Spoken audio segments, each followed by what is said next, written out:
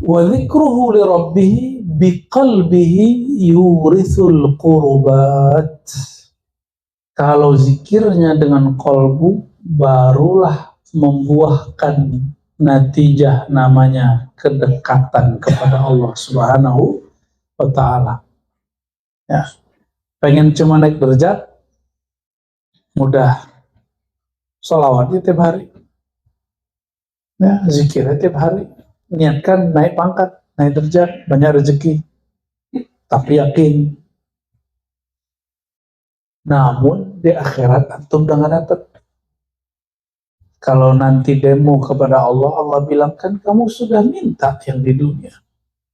Ya, di akhirat sudah selesai. Ya, makanya kita nyinyir mengatakan jangan sholawat untuk mengamankan dunia. Nah, kalau sholawat onta istilah tahun lalu, istilah tahun ini diganti. Ya, kan ilmu berkembang, ya kan? Ilmu berkembang, istilah berkembang. Itu sengaja bikin tegur kita, biar kaget. Kalau sudah kaget, baru kita kasih lagi yang lembutnya. Bersolawatlah untuk mengamankan dunia dan akhirat, bukan hanya dunia. Gitu. Ya. Bahkan kalau orang yang zahid hakiki itu arif billah. Zahid itu 3, zuhud dunia, zuhud akhirat, zuhud dunia akhirat, 3. Orang zuhud dunia, dia takut mewah, dia takut kaya, dia takut viral. Orang zuhud akhirat, dia nggak hirau mau kaya, mau viral, mau mastur, terkenal, nggak terkenal, dia nggak ada urusan. Dia urusannya yang penting di akhirat beres. Nah, tapi masih berharap yang di akhirat. Tapi ada zuhud anid darain, zuhud dari 2 negeri, 2 alam ini. Terlepas dari alam ini, barulah usul yang hakiki. Itulah al-arif billahi tabaraka wa ta'ala. Orang yang kenal betul-betul bermakrifat kepada Allah Subhanahu wa ta'ala. Ya.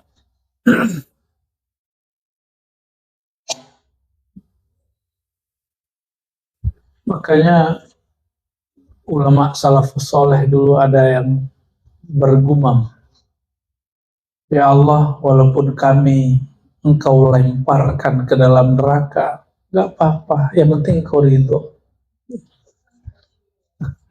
Ya, itulah bahasa kekasih.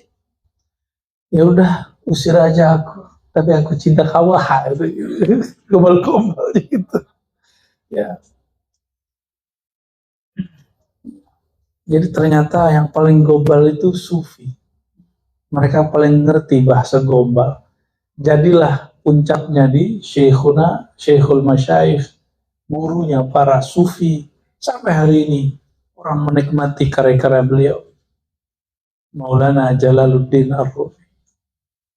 Ya, begitu juga Muhyiddin Ibn Arabi, Ibn Sab'in, Abdurrahman Al-Jami yang kemudian menulis versi sendiri, Laila Majnun versi sufi. Kata dia, Laila itu gelap, al-jahlu dini. Kata Ibn Arabi, al-jahlu dini, tidak mengenal hakikat zat, itulah agama. Maka kata Ibn Arabi, orang berusul kalau dia ngaku, ya Allah, aku tidak dapat kenal Engkau. Semakin dia ngaku, semakin dia diberi pengenalan sifat nama, sifat nama, sifat nama. Gitu. Nah, wa zikruhu li rabbihi biqalbihi, zikirnya seorang murid dengan kolbunya akan bernatijah menghasilkan al-qurbat, kedekatan kepada Allah SWT. Dikasih fasilitas atau dekat disayang sama yang punya fasilitas, pilih mana? Dikasih fasilitas terbatas. Tapi kalau disayang yang punya fasilitas, apakah jadi istrinya, jadi anaknya, atau jadi teman karibnya, wow, luar biasa itu. Satu kali Sayyidina Abdullah bin Umar keluar, dia menziarahi sowan kepada kawan-kawan lama dari ayahandanya Sayyidina Umar. Nah, ini sunnah ya. Jadi kalau orang kampung saya tanya, ntar kalau ayahanda kamu begini sudah nggak ada lagi, kamu nggak pulang-pulang dong. Loh, siapa bilang? Kan masih ada surau, masih ada guru, masih ada kawan ayah saya, masih ada kawan guru-guru saya, masih ada saudara, ya, masih pulang lah. Kira-kira begitu. Kita itu pulang, kita tuh silaturahim berkunjung, termasuk sampai nanti ke akhirat itu ada urusannya kenal dengan asbab-asbab itu. Maka Sayyidina Abdullah bin Umar ketemu Arab Badui, namanya Badui kan tahu sendiri. Loh, kamu Abdullah bin Umar, anaknya si Umar, si Umar ngomong gitu. Oh, kamu si Dullah, anaknya Umar, Umar Faruk katanya. Ya, oh, ceritalah itu Arab Badui tentang ayahnya dulu gimana. Ayah kamu keren, ayah kamu luar biasa, ayah kamu setia kawan, nggak pernah melanggar, ini semangat tinggi. Sayyidina Abdullah bin Umar udah kayak haul dan manakib ya. Itu cara orang dulu manakib dan haul. Makanya sahabat nggak perlu ada haul manakib, ya kan? Karena mereka begitu caranya. Lalu apa yang dilakukan oleh beliau? Dia ambil serban. Antum tahu nggak serban harganya mahal? Nah, kalau serban yang putih-putih kita harga masih 200, 300, 500 lah. Kalau serban-serban mereka, kalau hari ini syekh-syekh itu 5 juta itu biasa. Ala doang tuh. 2 juta tuh murah itu. Yang putih-putih itu nggak semuanya murah. Banyak yang mahal, makanya yang buatnya enak. Nah, kalau untuk hadiah kan mungkin beli yang gede gitu kan. Beli atuh itu dapat 1 kodi. Kodi. Aduh, lirik nggak jadi beli yang gede, ini aja deh gitu. Gak kuat. Ya, alhamdulillah. Jadi serban itu nggak sembarangan. Parfum, jangan dikira parfum itu murah. Antum udah pernah dengar belum? Parfum sholat itu harganya 20 juta, 50 juta, 100 juta itu biasa. Ternyata Perancis ada yang lebih ngeri lagi. Lebih ngeri lagi. Cuma tahan seminggu. Kalau nggak mandi. Ya, pernah nih kita bawa dari Perancis sudah jatuh. Sebulan itu rumahnya. Pecah. Aduh, Masya Allah. Hadiah dari diplomat dulu. Itu baru diplomat yang hadiahin. Gimana kalau presidennya, rajanya hadiahin? Gak tahu lah kita ntar. Ya. وكان يقول إذا رأيتم المريد يعزم الفقراء كالأمراء فلا بد أن يجعله الله تعالى عن قريب إماما يقتدى به لأن من عظم الناس لأجل الله عظمه الله بين الناس وصاحب العقس بالعقس. Kenapa? Ada orang pengen jadi mursyid nggak jadi-jadi, pengen jadi wakil talqin nggak jadi-jadi, udah dapat suratnya nih, tapi buka majelis nggak masuk, nggak harum-harum. Ini jawabannya, buat zawiyah, buat surau, tapi nggak jadi-jadi, nggak ada yang minat ngaji, nggak ada yang minat zikir di situ. Kenapa? Emang torekot cuma zikir-zikir doang? Emang ngaji-ngaji doang? Enggak, ada di situ babul adab. Babul adab ini yang kita lihat jarang, ya. Wa kana yaqul, kata Syekh siapa tadi? Abul Hajjaj, ya. Abul Hajjaj Al-Aqsari, ya. Kalau engkau melihat seorang murid mentazimi para fuqara itu para sufi, kal umara, seperti mentazimi para pemimpin, seperti rakyat menghormati pemimpin. Saya lihat ada satu provinsi benci sekali sama Jokowi, tapi Jokowi datang ke sana dihormati juga, malah selfie.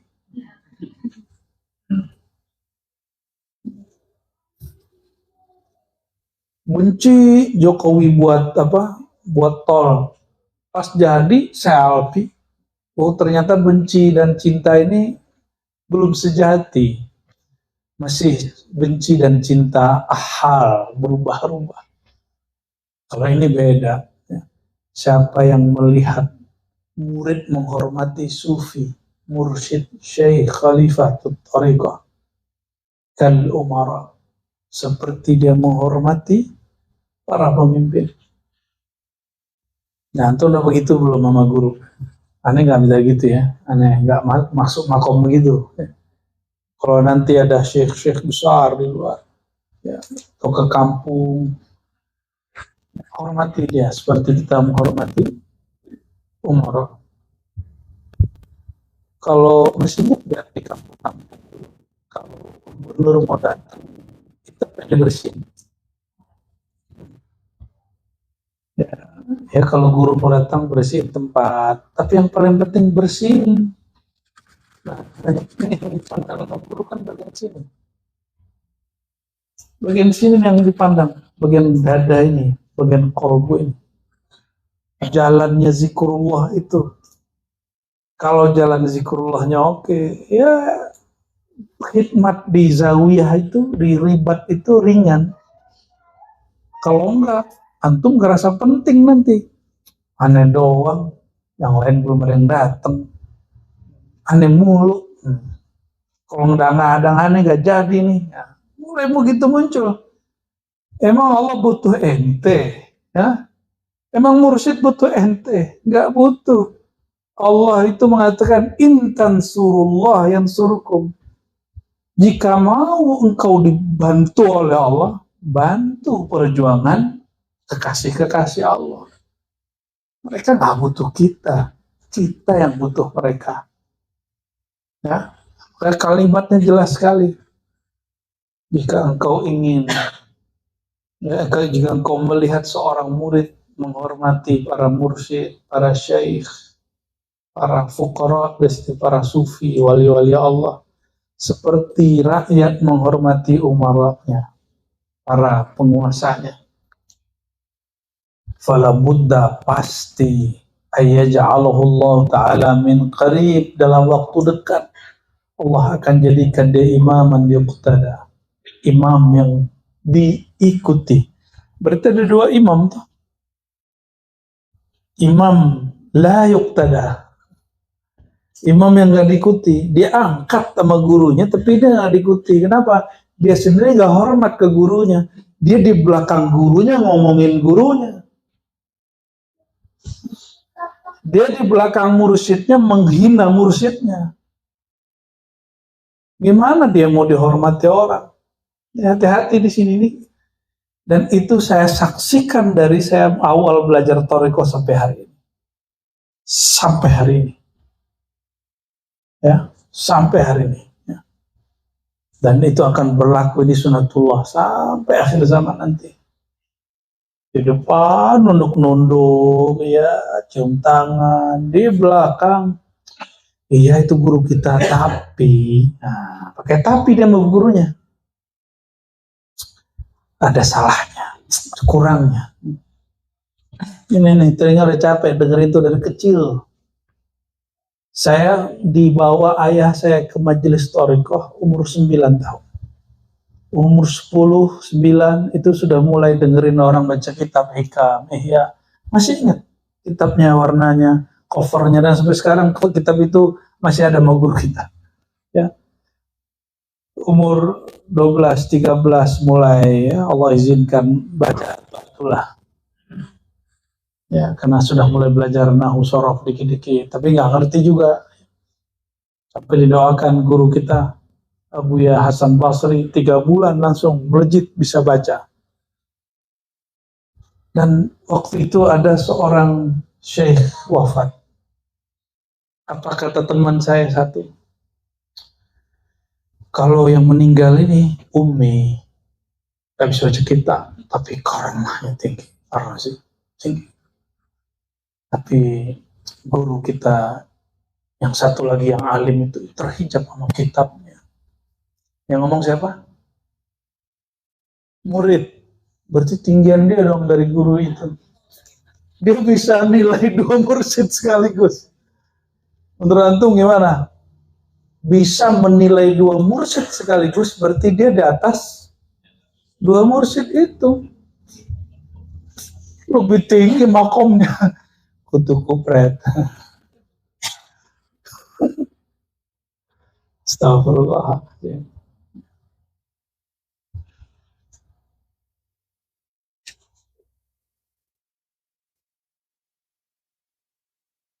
Lianna man 'azzama an-nas li ajlillah 'azzamahu Allah an-nas. Orang yang mentakzimi, menghormati seorang manusia, ini nggak mesti guru nih, manusia aja. Ini di jalan, hati-hati di jalan, lagi naik motor, nyetir. Saya kan dulu galak kalau di jalan nih. Sekarang udah gak berani galak, diem aja. Jadi kalau dulu, sekarang diem, malah yang di samping yang galakin kita, kok diem? Ya. Kalau dulu saya galak, kalau gores-gores gitu dulu. Mulailah belajar ilmu ini, mulai kita kadang-kadang keceplos juga, habis itu ingat aja, astagfirullah. Saya kalau pernah menghina orang jalan, saya langsung ngasih polisi, bukan polisi, apa namanya nih? Yang pengatur ini, yang pas U-turn itu, ogah, yang kita ogah ngeliat dia, yang biasanya ngasih 500.000, kita kasih 50.000, tutup mata, kafarah. Kenapa? Habis sebentar orang saya. Gitu. Langsung cash, jangan lupa. Secepat mungkin. Antum habis nyakitin orang, kan lupa. Kan kalau ingat orangnya kan enak. Enggak enak orangnya. Bayar kafarah langsung. Dulu ulama-ulama begitu dulu. Imam Sya'rani begitu. Imam-imam kita begitu semua. Ada salah dia bayar kafarah langsung. Sedekah. Jadi sedekah itu bayar kafarah. Langsung siapa aja kayak ketemu orang susah, anak pang kasih aja. Ya anak pang gak sholat. Emang ente lihat dia gak sholat? Ya. Dia kalimatnya di sini bukan orang bainan nas al-musolli, nggak ada. Bainan nas, manusia, siapa aja. Kalau sekarang lebih ngeri lagi. Kata Umi, kalau kamu bentak ternyata dia muridmu online gimana? Iya juga sih. Tapi bukan karena itu, tapi karena bainan nas. Karena dia seorang manusia. Ya. Jadi kalau keceplosan, cepat surut, ada 20.000 kasih, udah gitu aja. Siapa kayaknya? Karena di jalan itu banyak setannya. Tapi setan yang paling berbahaya adalah diri kita. Ya. Wasahibul aqsi bil aqs. Kalau menghina orang, Allah akan hina dia. Menghina orang, kita dihina oleh Allah. Nah itulah kenapa di surah Al-Mujadalah itu ayat 11 ya. Ya ayyuhallazina amanu idza qila lakum tafassahu fafsahillah. Ya. Wa idza qila anshuzu fanshuzu yarfa'illahu allazina amanu minkum walladzina utul ilma darajat. Yang diangkat itu konteksnya adalah adab.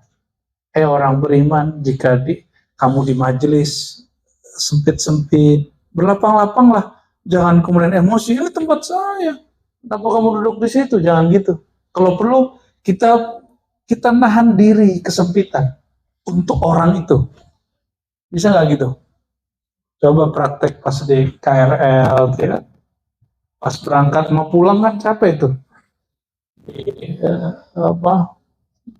Bus Transjakarta, Masya Allah. Sama dalam majelis-majelis kerohanian juga sama. Teman-teman semua, ini kalimat depannya, orang kalau menghormati murid, seorang mursyid sufi atau murid sufi, maka dia orang ini akan menjadi imam yang yuktada, imam yang diikuti.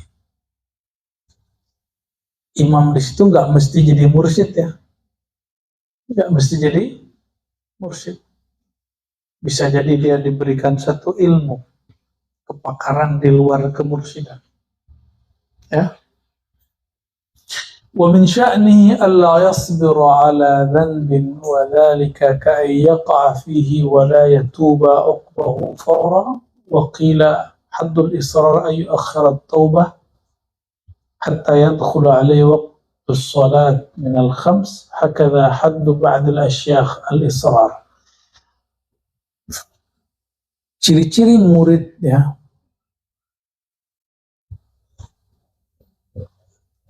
yang baik lah ya. Kalau terjebak maksiat, nggak sabar mau tobat.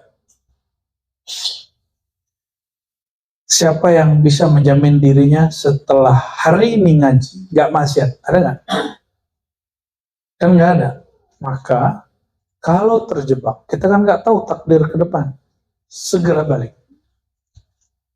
Itu dia, ya.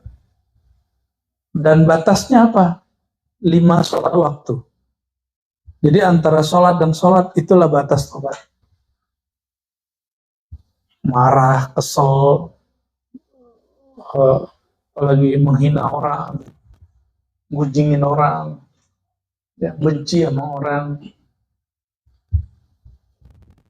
dan segala macam itu ya. Pengen bahagia nggak? Benar. Benar. Orang paling bahagia itu orang yang di hatinya hanya ada cinta.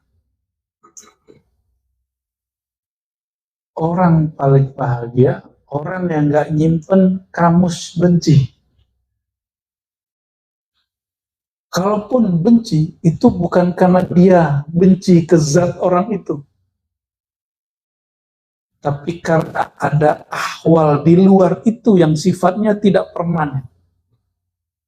Maka seorang Nabi Muhammad SAW masih mau diundang oleh Abu Lahab. Padahal Abu Lahab ini sudah kufur berkali-kali dan mencelakai Nabi berkali-kali. Puncaknya Allah lah yang melaknat Abu Lahab, bukan Nabi SAW. Tabbat yada Abi Lahab. Jadi laknatnya muncul dari Allah, bukan dari kita. Ini baru isu Palestina, udah benci-bencian. Cuma baru donasi kemarin sore, ente udah ngerasa jadi pejuang Palestina. Aneh ya? Orang udah ngomongin itu udah lama, ya. Kita baru ngomongin Palestina kemarin sore, masa sudah ngerasa pejuang bener? Pejuang apaan? Pejuang ngata-ngatain orang, nama orang. Ya. Ada paket.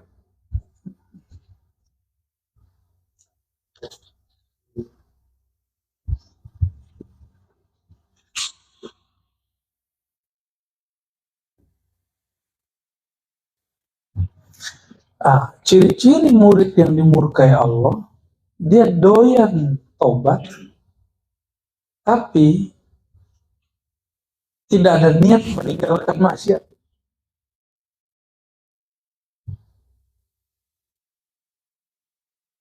Mastaghfara murid, kata Imam Muzaffar Al-Qurmaisi. Apa bacanya Bu Yunal? Ini nama kan nggak ada ininya, wazannya. Qurmaisi, seingat saya.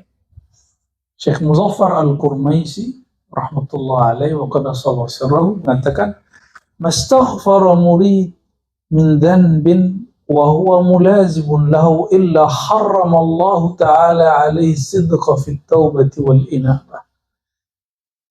Kalau ada murid, dia baca istighfar, dia taubat katanya, tapi nggak niat meninggalkan maksiat, tapi berniat esok ulang lagi. Yang disebut taubat apa?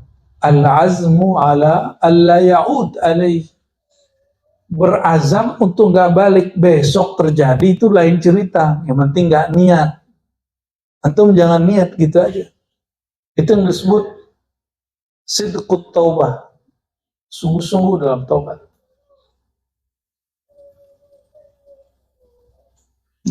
Apa yang terjadi kalau orang begitu? Haram Allah haramkan bagi dia kesungguhan sidik, kejujuran fit taubah wal inabah, dalam taubat dan inabah, ya, kembali. وَمَا تَرَكَ مُرِيدٌ حُرْمَةَ الْأَشْيَاخِ إِلَّا ابْتَلَاهُ اللَّهُ تَعَالَى بِالدَّعَاوِي الْكَاذِبَةِ حَتَّى يَفْتَضِحَ عِنْدَ الْخَاصِ وَالْعَامِّ. Ya.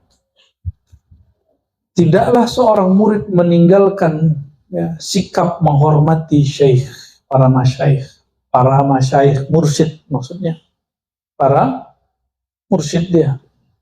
Jadi dia udah mulai menghina. Ini yang dihikayatkan oleh guru kita, Abu Nu'man Bashir, guru hikam kita. Ketika dahulu ada majelis besar, ya, buat majelis antar surau-surau desa. Tiba-tiba ada ustadz-ustadz yang merupakan level murid bagi beliau, di belakang membicarakan aib beliau. Ternyata urusannya urusan amfluk. Ya, hati-hati, ini majmuah kumpulan-kumpulan ustadz, itu rusaknya kalau nggak di situ, kalau nggak di ego. Kalau nggak di duit, ego. Duit, ego. Sekarang tambah viral. Dia viral, kita nggak, aduh, kena juga di situ. Jadi selama si murid, ya, tidak menghormati gurunya, jadi menghormati itu tidak hanya di depan, hadiran wa ghaiban, di depannya atau di belakangnya, kan guru banyak nih.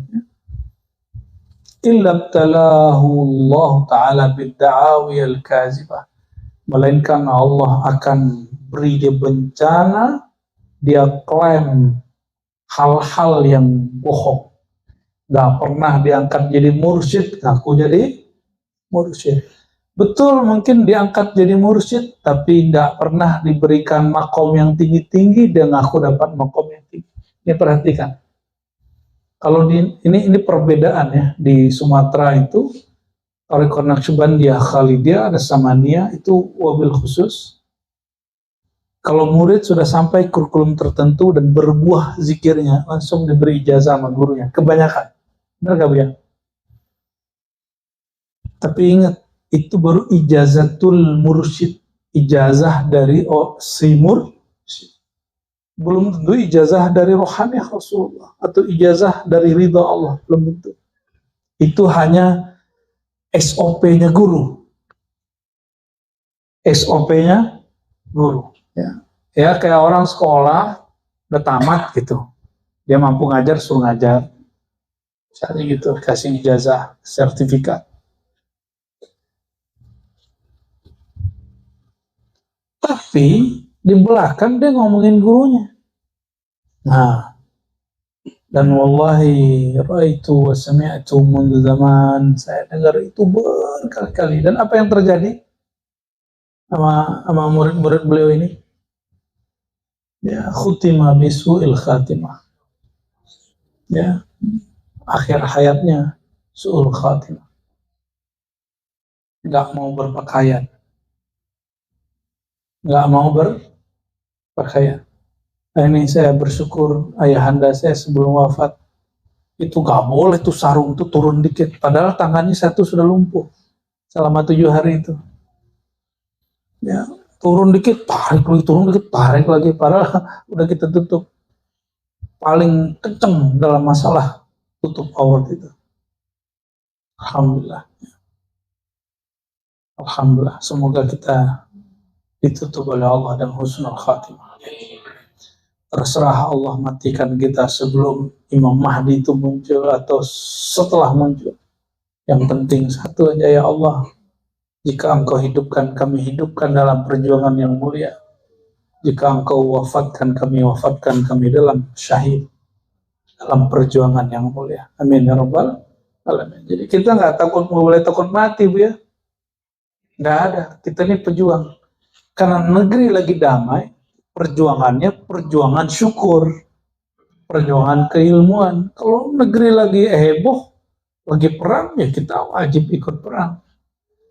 Dan seorang murid tarekat sufi haram takut kepada selain Allah Subhanahu wa ta'ala. Gak ada. Dan Indonesia,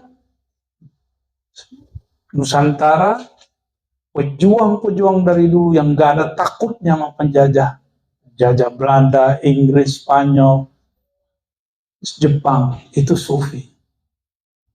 Itu perang yang terjadi di daerah Maja, di daerah Jawa Barat, di Banten, sampai ujung Jawa Timur, termasuk Sumatera, Kalimantan, Sulawesi, Ambon, semua. Ya, orang Bima, orang Lombok, sama semua. Rata-rata pemimpin jihadnya sufi. Makanya setan gak senang. Setan pinjamlah lidah penulis sejarah, ditulis sejarah Islam nih ya. Kemunduran Islam karena banyaknya orang bertarekat sufi. Mereka meninggalkan hidup dunia. Dia nggak tahu Abul Hasan Syazili lebih kaya dari dia sekarang. Ente sanggup nggak haji tiap tahun? Abul Hasan Syazili haji tiap tahun. Orang kaya hidupnya sederhana. Fasilitas dia banyak. Yang diceritain yang susah-susah ya. Mana ada orang bisa haji tiap tahun dia kismin, miskin. Nggak ada ya. Ada teman saya ngomong, mursyid kita ini pengangguran. Kurang ajar dia ngomong begitu. Dia tuh nganggur karena ngurusin ente. Itu bukan pengangguran ya. Guru namanya. Guru tuh nganggur nggak? Betapa mulianya para mursyid, para kiai. PNS digaji, satpam aja digaji. Itu orang ngurusin Pak Ogah aja nggak digaji kok. Mursyid siapa yang gaji? Jadi kalau mursyid udah minta sama ente, itu udah dijatuhin dirinya, itu luar biasa. Tak tolong ini surau kita ada rusak, itu dia udah jatuhin, malu dia sudah tuh. Kita kalau sudah begitu harus tahu diri sudah. Malah komentarin di belakang begitu. Masya Allah, hari ini banyak begitu. Saya dengar sendiri. Di kampung begitu. Di kampung kita. Itu gak heran juga kalau ziarah kemudian ada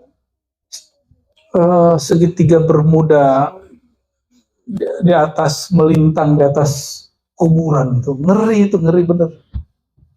Karena orang di masa gurunya hidup juga udah gak beradab, apalagi gurunya udah berkalang tanah. Gimana ilmu diberkahi? Kita gitu sama guru. Ya, kita begitu sama guru. Aneh itu berguru kepada orang, dia nggak mampu baca kitab. Banyak salahnya sih. Cuma aneh berguru. Aneh dulu sering ngomong begitu loh ya. Tapi sekarang udah kita sudah belajar Imam Sya'rani, kita nggak berani ngomong gitu lagi.